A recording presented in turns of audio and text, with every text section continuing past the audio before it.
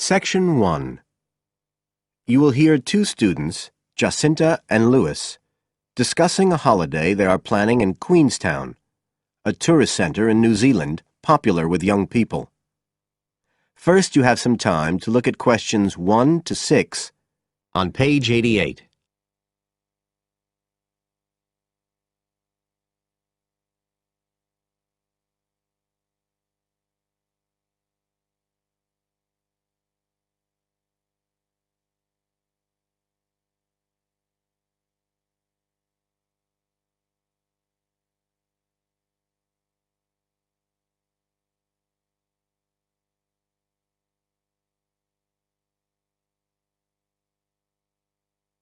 You will see that there is an example which has been done for you.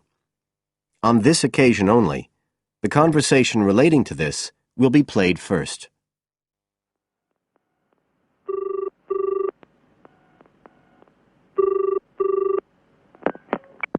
Hi, Lewis. It's Jacinta here. Oh, hi, Jacinta. I was just going to call you. I was thinking we ought to do something about accommodation for our trip to Queenstown. Yeah, actually, that's just why I rang you. I've been looking on the internet. There was one place that looked okay called Traveller's Lodge, but when I checked availability for January, when we're planning to go, I found it was fully booked. Right. Well, we'd better do something now, I suppose. Traveller's Lodge is fully booked, so fully booked has been written in the space. Now we shall begin. You should answer the questions as you listen, because you will not hear the recording a second time. Listen carefully and answer questions 1 to 6.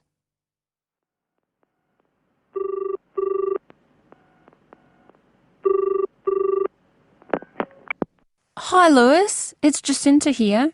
Oh, hi, Jacinta. I was just going to call you.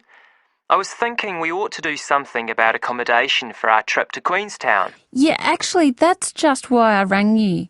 I've been looking on the internet. There was one place that looked okay called Traveller's Lodge, but when I checked availability for January, when we're planning to go, I found it was fully booked. Right. Well, we'd better do something now, I suppose.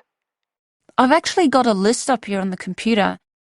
There's one place called Bingley's that looks possible. It's $1975 a night. That's US dollars. They quote all the prices in US dollars. So that's about 26 or 27 New Zealand dollars. That's okay.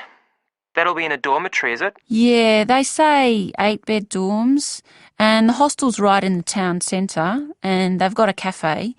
They have theme nights every weekend, whatever that means. Oh, you know, like certain sorts of food and music. And people might wear special clothes like that Egyptian evening we went to last year. Oh, okay. What else? They've got a sun deck area, and then all the usual things, internet access and so on. Sounds good. Was there anywhere else? Yeah, a couple more places. There's one called Chalet Lodge, which is just 18 US dollars. That's for a bed in a 12-bed dorm. They do single and family rooms as well. It looks as if it's a bit out of town. Says it's got an alpine setting, a quiet alpine setting. What do you think? Not sure. Oh, but actually it's not far out at all. It says 10 minutes walk from town, so... Oh, and it says it's children-friendly. I'm not so sure about that. What about the third place? That's called Globetrotters. Let's see. They do private rooms or 5-bed dorms for $18.50. It's in the centre, just by the lake, and that includes breakfast. Didn't the other two?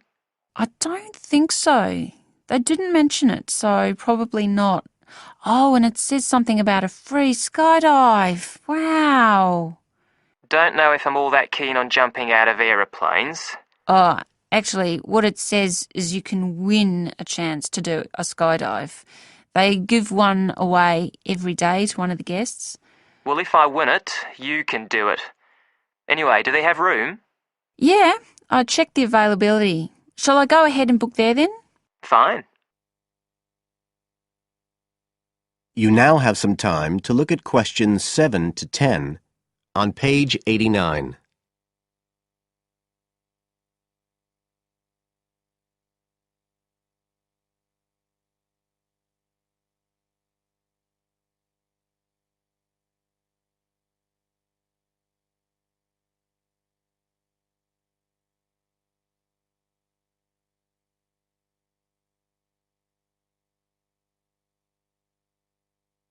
Now listen and answer questions 7 to 10.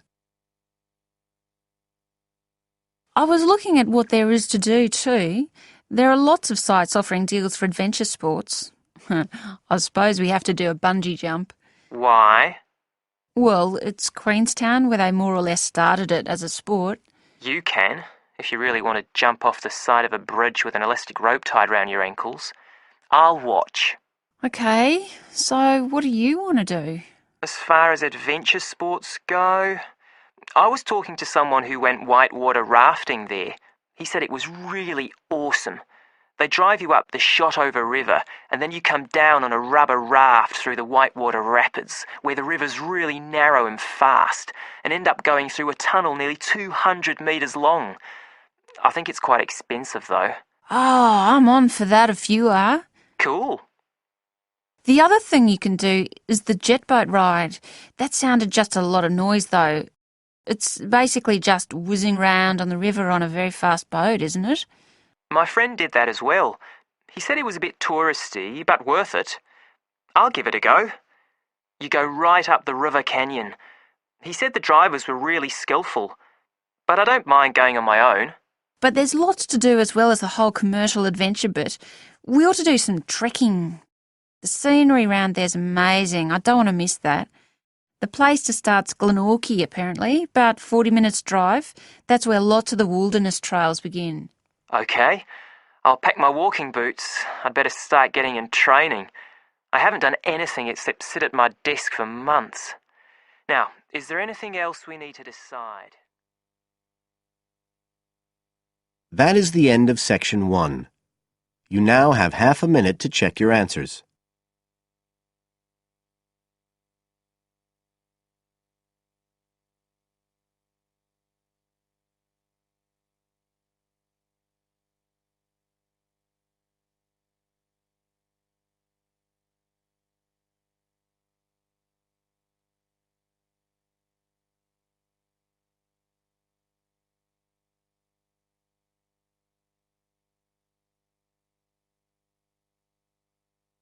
Now turn to section 2 on page 90.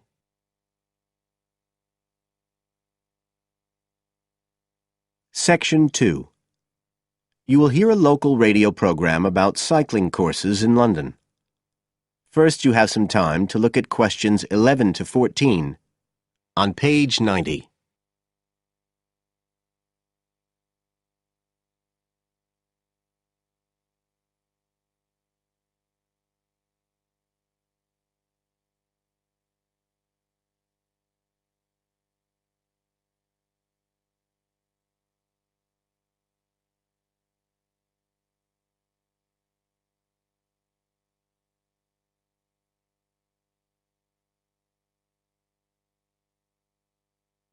Now listen carefully and answer questions 11 to 14. There's been a great deal of interest lately in encouraging people to use bicycles instead of cars as a means of transport. But not everyone is confident about riding a bike at the best of times, let alone in the middle of a city like London. Jack Hayes is a professional trainer who works for a London-based company, City Cyclist, which provides cycle training for the public. What exactly does City Cyclist do, Jack? Well, our basic purpose is to promote cycling as a sustainable form of transport. We believe the best way to promote cycling is to teach people to use their bikes safely and with confidence.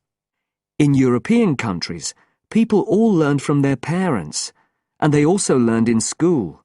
And when I tell them I teach people to ride bikes, they laugh. They think it's crazy. But here in London, it's completely different. You're approaching the point where a whole generation of people have grown up not being allowed by their parents to cycle because it was considered to be getting too dangerous, and so, in turn, they can't teach their children. We believe in realistic training. So if someone wants to use a bike regularly, say to get to work or school, we aim to train them by teaching them to ride on the actual roads they'll use, so they can develop the basic skills they need and build up their confidence that way. At City Cyclist, we believe cycling's for everyone, no matter what age or level of ability or mobility. We do complete beginners and also advanced courses. That's for urban cyclists who want to deal with things like riding in streets with complicated intersections and things like that. We don't promote the use of personal protective equipment for cyclists, and we endorse the policy of the European Cyclists Federation that parents should be allowed to make an informed choice as to whether or not their child wears a helmet. We believe the key to safe cycling is assertiveness, taking your place on the road. This has to be instilled right from the beginning. Assertive road positioning and behaviour is the key to safe cycling in congested urban environments. Some people are surprised that we don't promote the segregation of cyclists from motorised traffic, but we don't think that's practical in all urban environments. Instead, we teach people to use as much road space as they need to travel safely and effectively. You now have some time to look at questions 15 to 20 on page 91.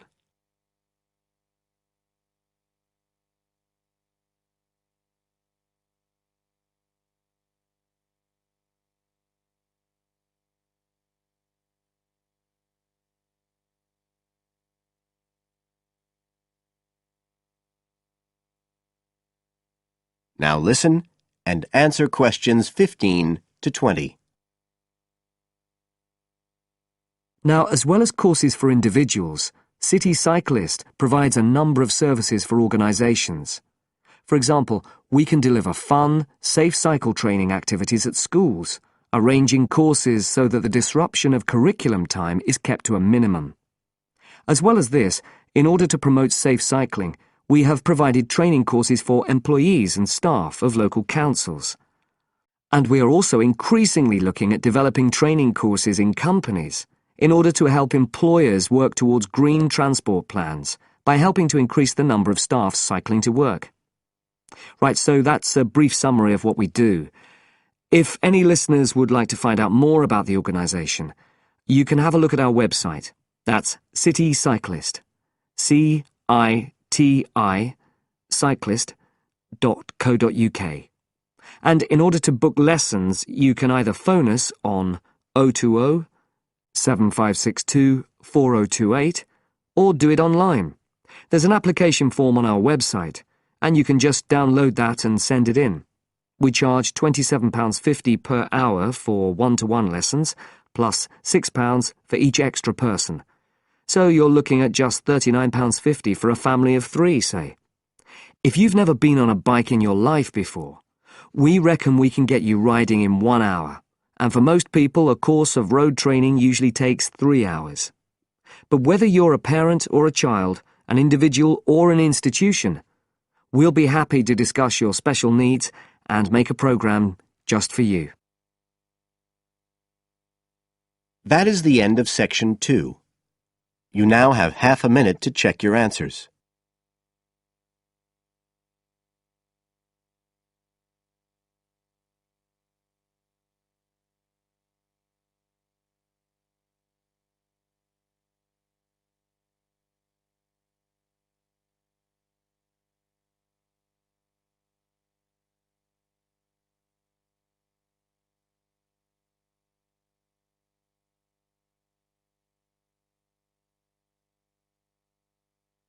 Now turn to section 3 on page 92.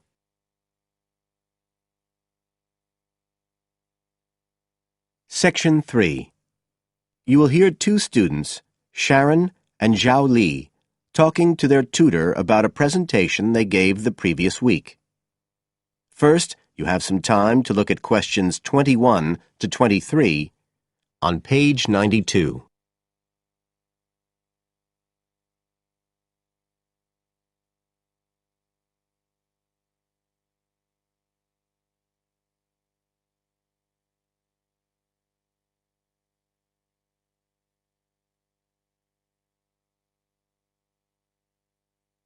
Now listen carefully and answer questions 21 to 23. So, Sharon and Zhao Li, in your presentation last week, you were talking about the digital divide, the gap between those who can effectively use communication tools, such as the internet, and those who can't. And you compared the situation here in Northern Ireland with southeast China. Right. So, I asked you to do some self-evaluation, watching the video of your presentation and thinking about the three main criteria you're assessed by: content, structure and technique. What do you think was the strongest feature of the presentation when you watched it? Sharon? Well, I was surprised actually, because I felt quite nervous. But when I watched the video, it didn't show as much as I expected. So which of the criteria would that come under? Confidence? That's not actually one of the criteria as such. Zhao Li? Technique? It's body language and eye contact, isn't it? Well, I didn't think I looked all that confident, but I think that our technique was generally good, like the way we designed and used the PowerPoint slides. So, you both feel happiest about that side of the presentation? Yeah. OK, now on the negative side, what would you change if you could do it again? Well, at first I'd thought that the introduction was going to be the problem, but actually I think that was okay. We defined our terms and identified key issues. It was more towards the end. The conclusion wasn't too bad, but the problem was the questions. We hadn't really expected there'd be any, so we hadn't thought about them that much. OK, anything else? Well, like Zhao Li says, I thought the conclusion was okay, but when I watched this on the video, I thought the section on solutions seemed rather weak. Can you think why? Well, we explained what people are doing about the digital divide in China and Northern Ireland, but I suppose we didn't really evaluate any of the projects or ideas. It was just a list, and that was what people were asking us about at the end mostly. You now have some time to look at questions 24 to 30 on page 93.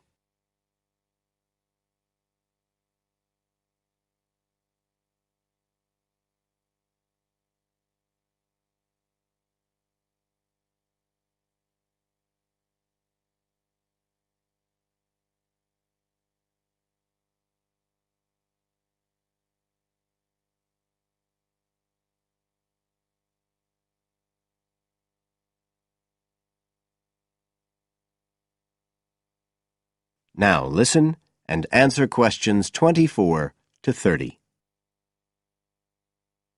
OK. Now, I also asked you to get some peer evaluation from the other students. Yes, well, people said it was interesting, like the fact that in China, the internet was used more for shopping than in Northern Ireland.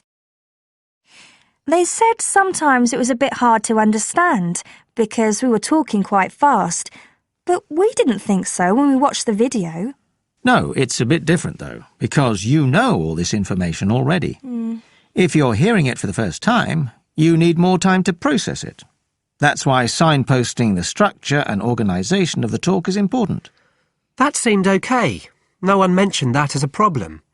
Some people said that we could have had more on the slides, like some of the other groups had nearly everything they said written up on the visuals as well. But other people said the slides were good. They had just the key points. Yes. And most people said we had quite good eye contact and body language. They all pointed out we'd overrun. They all said we were 5 minutes over. But we timed it afterwards on the video, and it was only 3 minutes. We were a bit unsure about the background reading at first, but I think we did as much as we could in the time.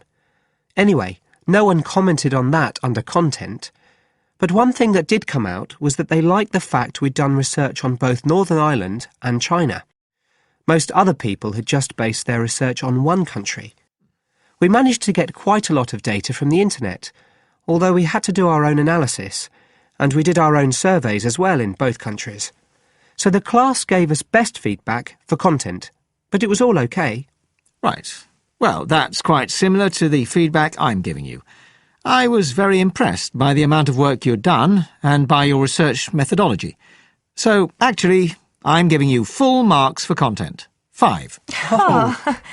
The structure of the presentation was good, but not quite as good as the content. So, I gave that 4. And the same for technique. So, well done. Thank you. Now, the next stage is to write up your report. So, just a few pointers for you here. First of all, in your presentation, I think your ending was rather abrupt. You suddenly just stopped talking. Yeah. It wasn't a big problem, but think about your closing sentences in your report. You want to round it off well. One thing I forgot to mention earlier was that I felt a very strong point was that after you'd given your results, you explained their limitations. The fact that we didn't have a very reliable sample in terms of age in China. Yes, that section. So don't forget to include that. And you had some excellent charts and diagrams, but maybe you could flesh out the literature review a bit. I can give you some ideas for that later on if you want. OK, is there anything else you want to ask? No, thank you. Thanks. That is the end of Section 3. You now have half a minute to check your answers.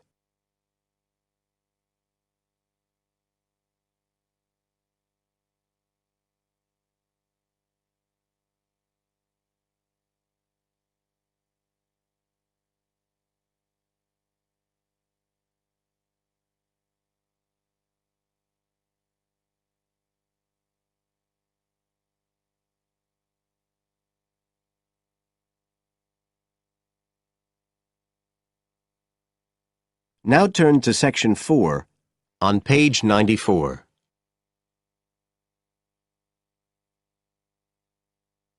Section 4. You will hear a student giving a presentation about some ways of dealing with the problems of urbanization and city growth. First, you have some time to look at questions 31 to 40 on page 94.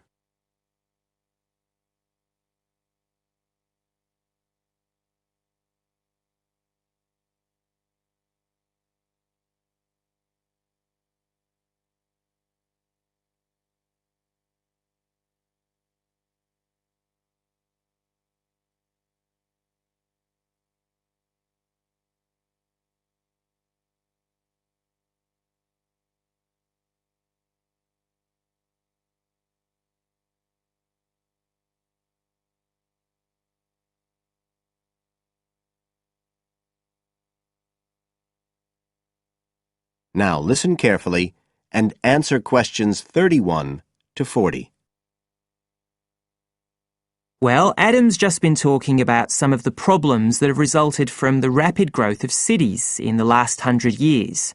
Things like housing, sanitation, crime and so on. For my presentation, I'd like to look at some examples of what cities are doing to try to solve some of these problems. As part of its Healthy City program, the World Health Organization, the WHO, has come up with a set of criteria for a healthy city. The WHO says that, amongst other things, a healthy city must provide a clean environment which is also safe. It mustn't be dirty or dangerous for its inhabitants.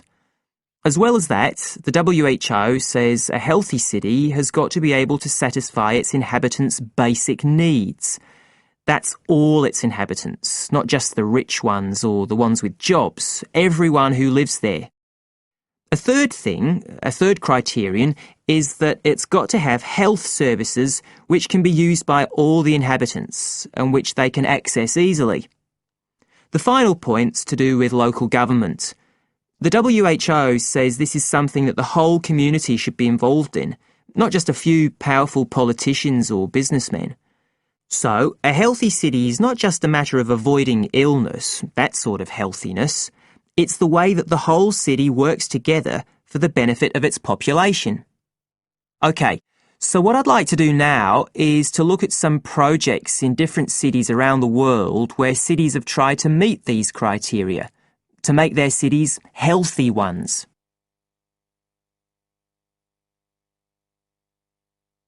Right. The first project I'm going to discuss took place in Sri Lanka, and this project was called the Community Contract System. Its aim was to improve the places where the poorest section of the population lived, the squatter settlements. Basically, the problem was lack of infrastructure, things like drains, paths, wells for water and so on. So, a program was set in place to construct this infrastructure. But what was different about it was that the residents did this, the people who actually lived there, not people from outside. And this meant that not only did the people end up with improved housing and infrastructure, but also, because they had contracts with the community, it improved their chances from an economic point of view. So that's a way the lives of people in one urban environment were improved. The next project I'd like to discuss took place in the capital city of Mali in West Africa. This project involved setting up a cooperative to try to solve the problems of sanitation in the old central quarters of the city. One of the main problems was a lack of a system for garbage collection, which meant that there were a lot of insects, and this was causing disease. And again, it's interesting to look at who was involved in dealing with this problem. In this case, the cooperative involved students who had graduated from secondary school in getting a system going. As well as that, the cooperative set up a campaign to educate the public about the importance of good sanitation through showing films and setting up discussion groups among the local people, especially women and adolescents. And the outcome was an increased environmental awareness, which led to changes in household behaviour, as well as improved living conditions. OK, the third project was in Egypt, just outside the capital, Cairo, which is a city that's grown very rapidly in the last few decades. This project was based in a women's centre in a poor area called Makatem. The aim of the project was to support girls, young women from the area from poor families. So these were women who had no education. They'd never been to school, so they were totally illiterate, and they had no chance of getting jobs. At the Women's Centre, they were shown how to sew and how to weave, and once they'd learned these skills, they were given the equipment, a sewing machine or a loom, so that they could make things to sell and had a chance of earning their own living. And this project has meant that these young women have greater status in the community, but as well as that, they can enjoy a better quality of life. So I don't think the problem is that cities are bad. This world and its cities have the resources to provide for the population that lives there. What it takes is a stronger will and a better distribution of resources. That is the end of section 4. You now have half a minute to check your answers.